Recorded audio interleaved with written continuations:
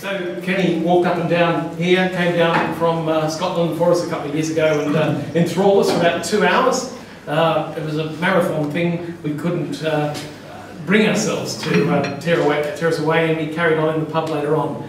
Kenny was a speaker who was pretty much a one-off. He called himself half man, half badger because his hair was grey and black together, and he did look rather badgerish. And he was always cheerful. We were just saying he always bounced into the room, lit up the room, and he was always helpful to new speakers. Except once. And that was at the convention last year. And I was particularly keen to target Kenny because I had 3 gigs lined up in Scotland. And the guy who had lined up to me said, well, you can come and help them with their communication skills. That's great. But in Inverness, let me tell you, they speak the finest English and are regarded as the best communicators in the English-speaking world. And I was a bit challenged by this, and I thought, there's one man who can help me, it's Kenny. And I spotted him on the Saturday night. And unusually, because Kenny was always had people around him, he was at a table, and he had no one next to him, and he wasn't saying anything, he wasn't talking.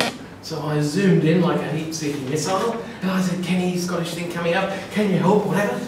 And Kenny said nothing. Kenny looked like a hypnotised chook. That's a chicken, yeah? Eyes were close together, he was just totally focused, and I was just totally ignored. And I was rattling on and getting no response, and next to him was a wiser and taller speaker who said, Mike, he's about to speak. He's always like this before he speaks. And I just left.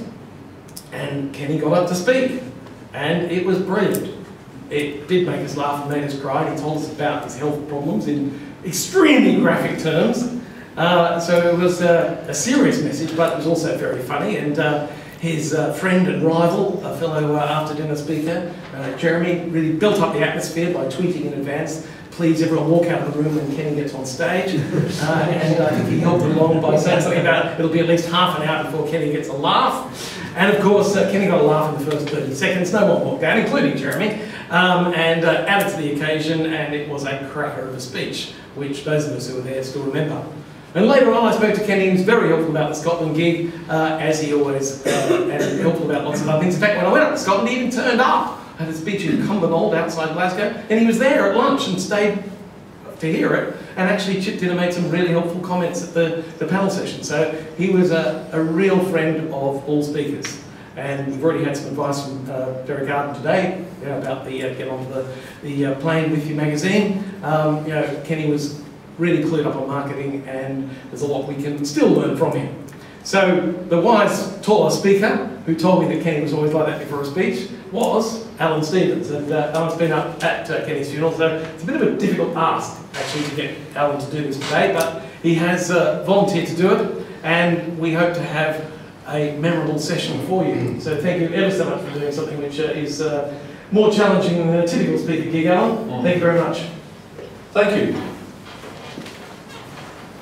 And we're recording this because I know a lot of Kenny's friends will want to see it, so I know that Diane and Alex and Ellen and his brother Stuart will be watching this, so I just want to say hi. And we're all thinking about Kenny. I'm sorry, this is really difficult.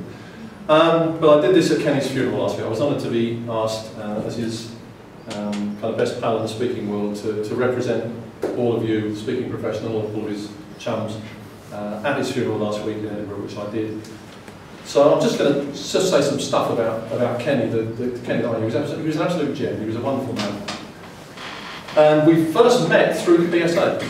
It's funny, and I'm sure some of you here will form friendships that will last a long time. Kenny and I it was maybe 10 years ago, we were at some conference or other in the Midlands. I think it was a convention somewhere in the Midlands, can't remember. It doesn't matter. But we sat down at the same table, and it was the evening meal, and we were all in our DJs, we were all done up, ready to go. And incidentally, Kenny could tie a bow tie. And that's a skill. I'll just let you know that Kenny and I could both tie bow ties, and I warn you, we're going to check. Come the convention later this year, that you can, if you're wearing a bow tie, you can tie and untie. That's very important. None of those stick-on things. Kenny never did that. And we sat down together, and we were just tossing some lines around, as you do as speakers, and coming up with some punchlines and some ideas. And Kenny said, first to the pen gets the gap, and he took a pen out of his pocket. Or he said, you need a notebook as well, and he took a notebook out of his pocket. And he said, guys, pens and notebooks. And I said, look, Kenny, it's an after dinner, it's a dinner thing. I'm a DJ. You know, to spoil the line of the jacket and all that sort of thing. I'm not going to carry that back. He said, how on earth are you going to capture your creativity if you don't carry a notebook and a pen all the time? And from that day, that night 10 years ago to today, I have always taken Kenny's advice. Somewhere about me, I have a notebook and a pen. So I can write down something that happens, some creativity, some idea. And that's Kenny, that's a little bit of Kenny that I will always carry with me. He was such a great guy. He was always surrounded by people, as has been said. He was surrounded by people. He always had a great line. He was always very good. He embodied the spirit of this organisation, the PSA, because he was always giving. He ran, I think he was the Scottish president for life, as far as I'm aware. There was never anybody else. When you went to Scotland, it was always Kenny.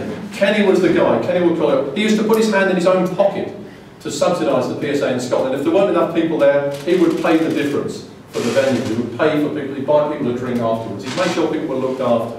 So he absolutely embodied the spirit of this organisation. He was absolutely remarkable. I remember he did the after dinner down at Brighton. We always wanted Kenny to do the after dinner. Nearly always.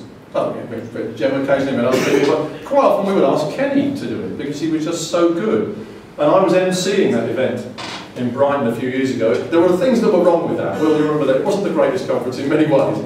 But Kenny's Saturday night, he went through $2 grand. I remember trying to get a drink at the bar. Oh, well, that upset Kenny too. But he did the after dinner speech, and he came out and he absolutely killed. And those of you who were there will know he was on absolutely rip-roaring form. And I was standing in the wings, waiting to go on and do whatever was next. And as he came off, he just said to me, "Was I okay?" Was I okay? Because he was just like many of us, and he had those kind of vulnerabilities as well. Even though he actually kept everyone almost in tears of laughter for 30 minutes, he just wanted that little bit of reassurance as he came off stage and all that. So he was a very genuine and vulnerable guy as well. And we've got some other stories about him. I just want to say one more thing about him, and that was, well, two more things. I mean, he was a really great friend. We used to be in touch almost every day, either by text or by voice. Every day for the last 10 years we were talking. I miss him terribly. He was in our mastermind group as well, and so we talked about mastermind groups before. You must get yourself in a mastermind group, and our group was Kenny, myself, Leslie Everett and Sean Weaver. We've been at the group for about 5 years, and it's just left a huge hole behind our group. I don't know what we're going to do. We're going to carry on as a threesome, but it just won't be the same without Kenny. I remember last year, I got a call to go up to Edinburgh for the Fringe. A client of mine needed someone to come up to the Fringe and do a little bit of stand-up. I do a little bit. So I agreed to do it at very short notice. It was a Wednesday and the gig was on the Saturday in Edinburgh. And well, of course I phoned Kenny. And I said, "Kenny, what am I going to do?" And he said, "I'll meet you in the Gilded Balloon Friday night. We'll bash out some lines." So we did. I got up there on the Friday. Kenny was there waiting in the Gilded Balloon. If you know Edinburgh, you'll know that's dead central. And Kenny said, "I'll tell you what we'll do, we'll write some gags. What's it about?" And I said, "It's a scientific event." It was called Bright Club, organised by UCL, for one of my clients. And they wanted the theme of science humour. It's even more difficult. They give you the 3 days warning of a comedy gig, they give you the topic as well. Can you imagine? And Kenny said, "Don't worry," he said, "we'll write some lines. It'll be great, we'll just write some lines." So I got the notebook. This is the notebook I had with me at the time. So this is the notebook and the pen I had with me at the time. And Kenny said, "What we'll do," he said, "we'll pretend you've got scientist Tourette's." He said, "So we'll just suddenly go into this scientist Tourette's thing, and not only that, you will sing. You've got the Tourette's which goes into song rather than swearing." He said, "Because that would be cool. That would be fun." I said, "That's a great idea. It's so creative. Great idea." And he said, "I'll tell you what we'll do. We'll write some down." So we wrote some down, and I said, "Well, I don't quite get what you mean." And he said, "Well, I'll tell you what," and he wrote this down. He said, "What a day Faraday dream." I said, "Faraday?" I said, "Brilliant." I said, "Well, like another crick in the wall." He said, "You're getting the idea." And I said, "Like, you were made for me." Absolutely. So we're there. So we're thinking, this is going to kill him. So Comes the gig, which was the following night. Kenny couldn't make it, unfortunately, and I was there, and it was a pouring wet night, as it sometimes is in Scotland. And there were hundreds of people in there. The barkers were pulling people in off the street. And the most frightening thing of all, which I told some of you, is that when I was waiting to go on stage, I looked out in the cabaret-style tables at the front. There were a bunch of television comedians like McIntyre and Tim Vine and Darrow Brain sitting there waiting to see the show. Great, I'm thinking, woohoo! Anyway, I went out, I did the first two, What a Day, Faraday Dream. Dead silent. I thought, well, I'll do another Cricket in the War, that'll get them. Nothing at all. Nothing, the lines didn't work.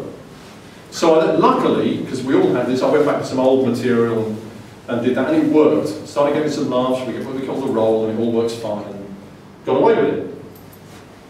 So the next day, I aim to meet Kenny at a pub in Grassmarket in the middle of Edinburgh, and we do, and I get to the bar first, and Kenny comes in, and starts on the show, he says, hey, big man, because we always call each other big man, because I'm quite tall, and he was a big man, in everything. He says, how did it go, big man? And I said, the gig went fine, but the stuff that we wrote, the gags we wrote, just didn't work.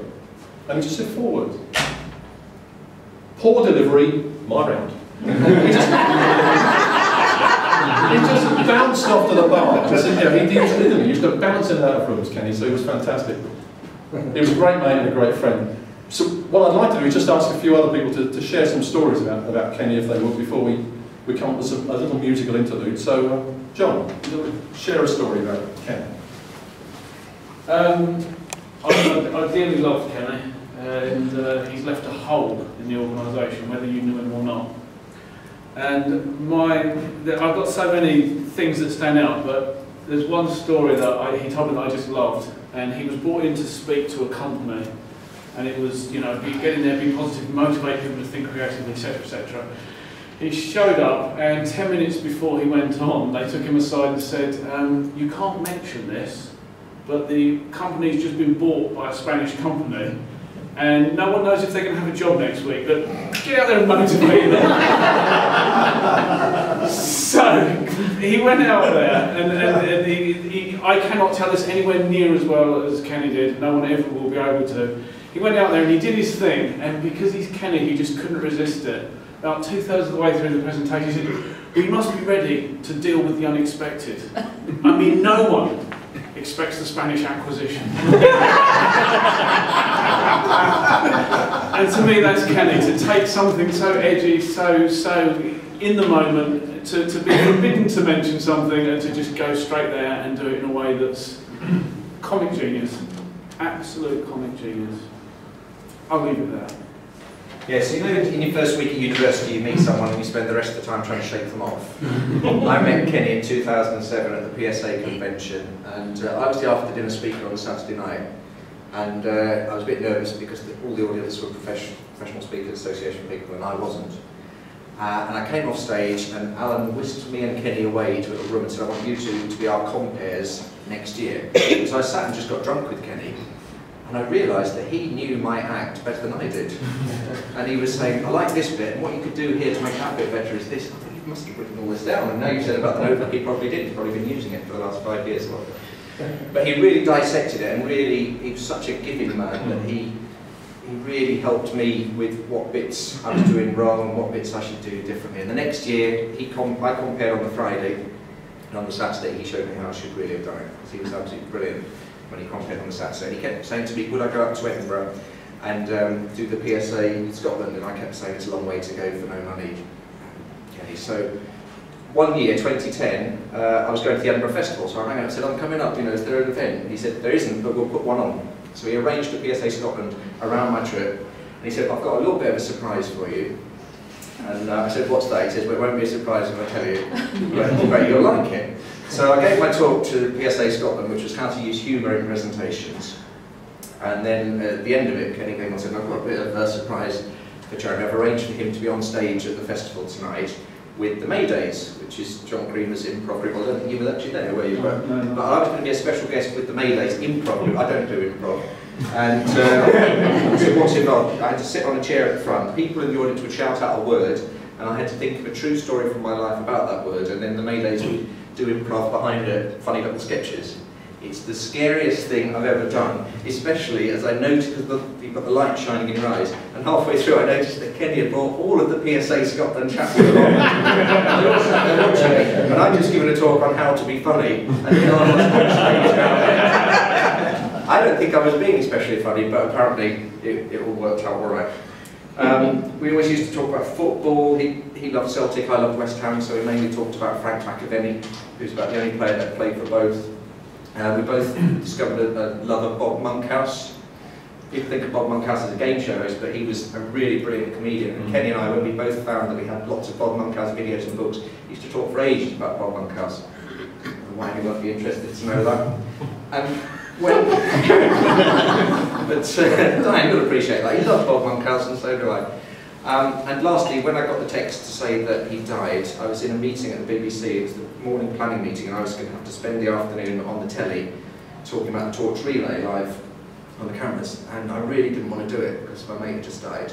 And it was all out in the open. And it was a really muggy day, so I didn't bother to have a jacket on. And then it just lashed it down with rain. So I realised I had a bit of time before the torch came past. I ran back to my car, got a great big coat on and an umbrella. Came out, then the wind got up, the umbrella blew inside out, and then the sun came out, I had this big coat on, I was absolutely sweating when you see me on the telly like this. Yes, here comes the torch! I was absolutely dripping with sweat. And I thought, on his first day in heaven, they put me in charge of the weather.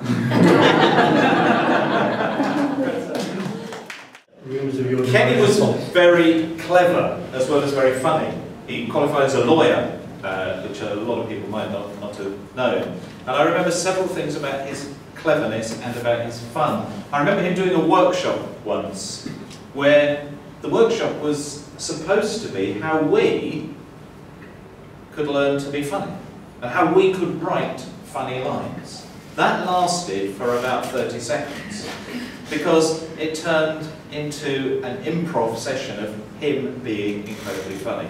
His technique was to give us all newspapers, and you were supposed to take a headline, say, from the front page, and then just turn over randomly and find another page and another headline, which would obviously be on a completely separate subject, and write a 3-line thing that would connect these two subjects that would be completely funny.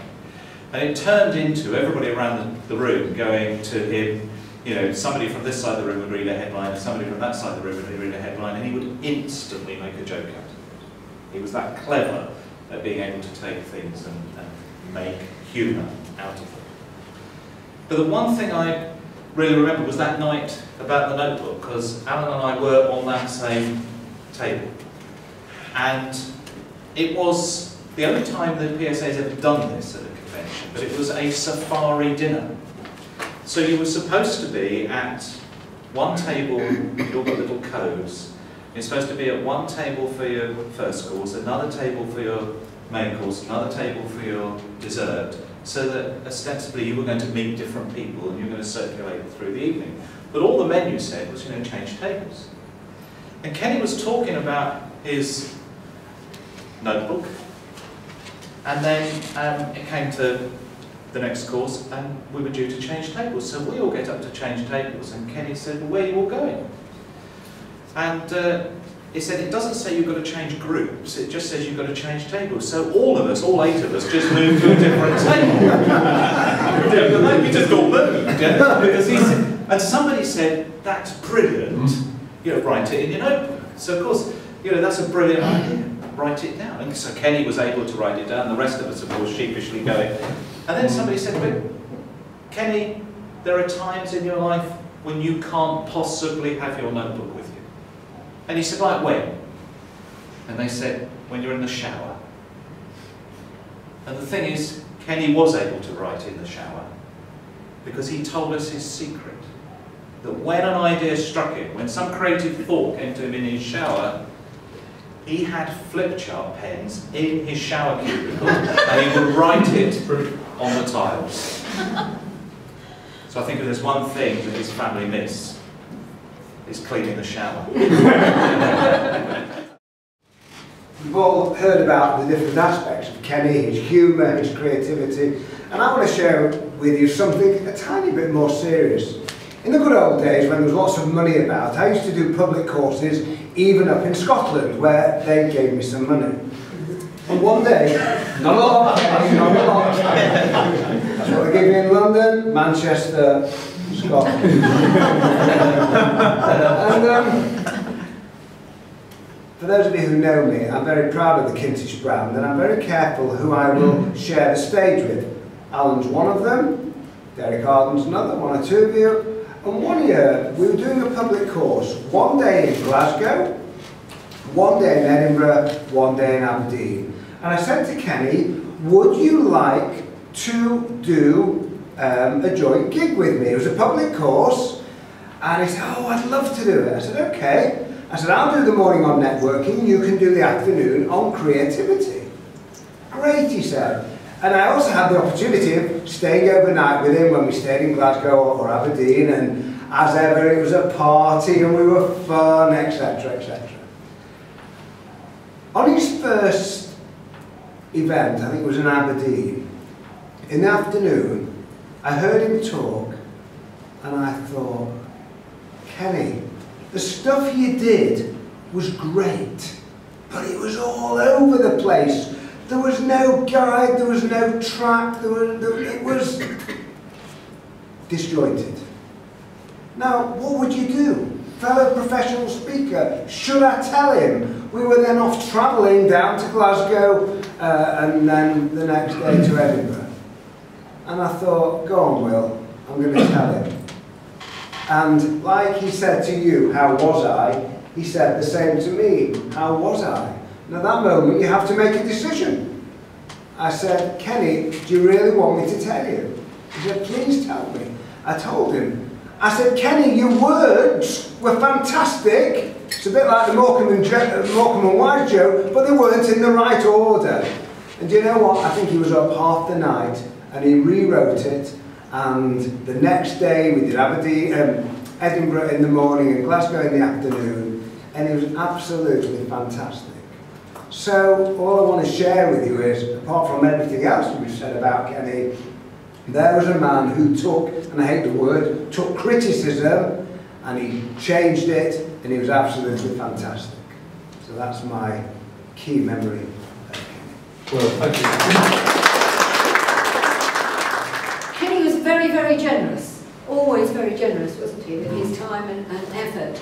And I phoned him not that long ago, because I got clients up in Scotland who wanted to hear me speak so that they could book me. And I phoned him and I said, what shall I do? And he said, Rona, he said, you tell me the date you want to come up and talk, and I'll organise the PSA a meeting so that you can do it. Unfortunately, that didn't happen, but you know, he was such a fun guy, and he was brilliant to everybody, so he's a great loss. Thank you, Ronnie.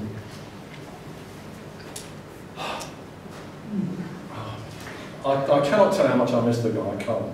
I hope this is not going to sound too bad. I lost my mother, who was 91 in March this year. I do the eulogy and sort everything out. But Kenny's death has hit me a lot harder. And even to the extent that before his funeral last week, I phoned him about the speech, because we had a tough speech. I had my phone in my hand and I was just pressing speed dial. And I had the phone in my hand and I suddenly realised, I thought, well, I haven't left the phone with him, because that would have been terrible. But he would have appreciated it. It would have made him. So we just want to finish. Well, thank you all for listening. I know not all of you knew Kenny, but I think you perhaps get a feel for how much he meant to us, and certainly how much he meant to me personally. He was my best pal. I just miss him. Aid, you're going to do a little tribute to Kenny and some of the music you love best. The last conversation I had with Kenny was about his last blog, which was about Ziggy Stardust and the Spiders from Mars, which is he decided that was his seminal moment. The moment when he, the moment when he realised his purpose in life, and it was intrinsically linked to listening to that track as a young boy, and also music was part of Kenny's life, and as was humour, as we've said. And some of you don't know, his creativity tool was called Head Surf, and each letter stood for something. But I never got past the first one because H stood for humour. He put humour as the centre point of his creativity. And music was part of his keynote as well. Some of you may not know, his keynote was called We Can Be Heroes, which is a David Bowie song as well. And he said to me that you've got to admit that David Bowie was creatively to the 70s what the Beatles were to the 60s, knowing that I'm a big Beatles. And I had to agree with him. And the reason I had to agree with him, not was because I agreed with him, but because you couldn't disagree with him. He did win a lot of debates in his youth. He was involved in a lot of debating societies, and you can see when you see the videos of him speaking, you can see how he did it. He was just so persuasive. So, but I'd like this just to sing a few David Bowie songs for him, because you might not like it, but you would love it.